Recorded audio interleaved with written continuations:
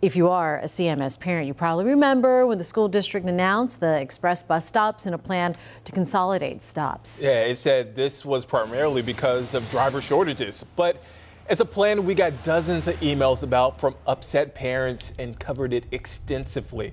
But halfway through the school year, how are things looking now? That is the question as we bring in WCNC Charlotte's Anna King, who joins us live this afternoon. Anna, you spoke to a CMS transportation official today. Can parents expect any relief anytime soon? That's right, I did. And after speaking to CMS officials, it's clear that they are trying to come up with a plan to help the parents that's negatively affected. But they also told me that this plan, the results of it has not been all bad.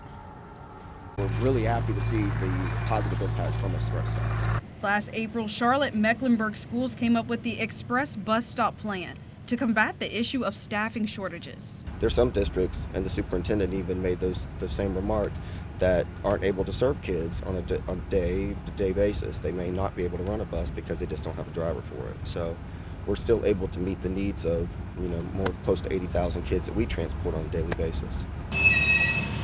Under this plan, they lost around 100 buses, which affected more than 5,000 students in the area.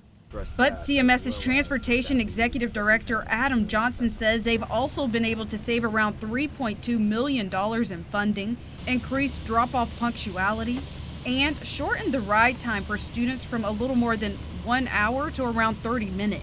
We certainly understand that families did have some challenges with the adjustment to the stops, not necessarily being in their neighborhood, but having to go to the closest CMS school.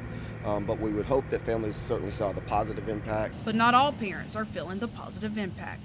And unfortunately, riding the bus is just not an option for our family this year because of an early start time, and my children go to a late bell, so the school day starts at 9:15 and ends at 4:15, and my kids were just getting off the bus way too late. So Alice Church says her children have been riding the school bus for years, but recently had to come up with another plan.